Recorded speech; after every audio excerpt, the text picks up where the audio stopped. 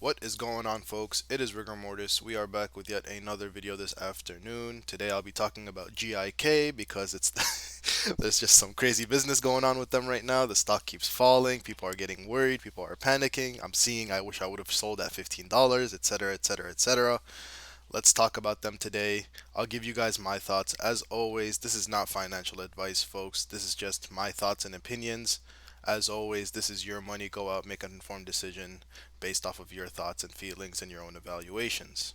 Now, let's talk about GIK. I went through and I looked at the SEC statements and filings for GIK, and I ran into this on the 10th of December. A Mr. Let's see, what's his name? Paul G. Glazer, who is the investment manager of Glazier Capital LLC. I don't know if I'm pronouncing any of this stuff right. They are a 10% owner in GIK. Guess what happened? He came out and he sold some of his stock. He sold 750,000 shares at a price point of $14.50. Now you're thinking, holy crap, he made a lot of money. He probably did, yes. But what's more important, folks, is after he sold that 750,000 shares, guess how much he kept? 2.44 million shares, okay? So that just tells me that, hey, this guy believes in this company. He's been an investor probably for a long time. He wanted to take some profits. That's fine by me. A lot of people did. And guess what? He's still holding 2.44 million shares. The same guy sold 100 shares at $10.76 for God knows what reason. He had 3.1 million shares after that. He just sold his 750,000 shares. He's still holding 2.4 million shares. So, if anything, yeah, this is a little bit of bad news, sure. But to me, a whole bunch of people took profits at around $15. And so I really don't blame the guy for doing the same thing. Let's go ahead and look at the price action. We have been getting absolutely killed the last 5 days. We are down 20, almost 25% essentially, all the way back down to $11, and it just hit $11. So what the heck is going on? Me personally, I don't see any bad news regarding this stock. No, like major bad news. The CEO didn't come out and have something terrible happen to him or something crazy like that. All I'm seeing is a red week in the market in general for our SPACs, I should say. Our SPACs have been very, very red this week.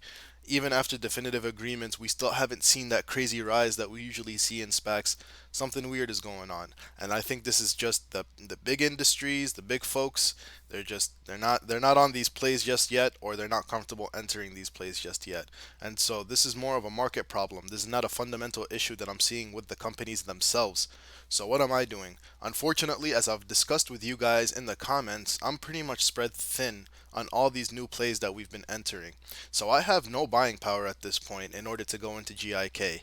If it continues to fall today, hopefully by tomorrow I'm going to have a little bit of gas in the tank and I'll be able to buy a little bit more. So I'm hoping, for me personally, since it's already down, hey, if it can stay down for one more day, I'm definitely going to be adding to my position. I'm happy with where my position is at right now, because personally, I think that this stock at this point is extremely undervalued. $11 for a company that's already got a product out there, where we have companies like, and I'm not bagging on these guys, I'm in them as well. We got companies like Workhorse and Ride that are sitting at almost $20 and growing.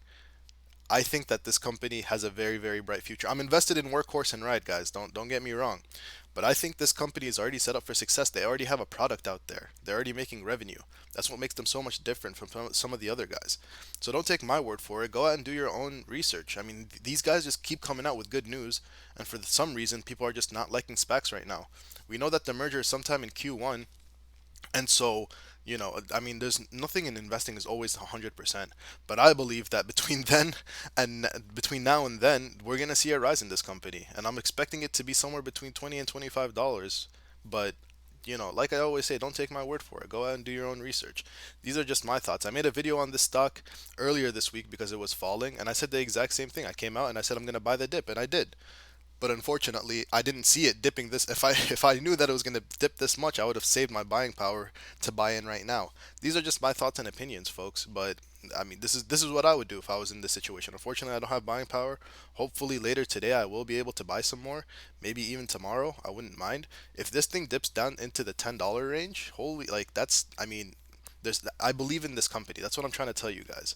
I'm trying to come out here and tell you guys I believe in this company personally, and I want you guys to go out and do your own research and see whether or not you believe in it too.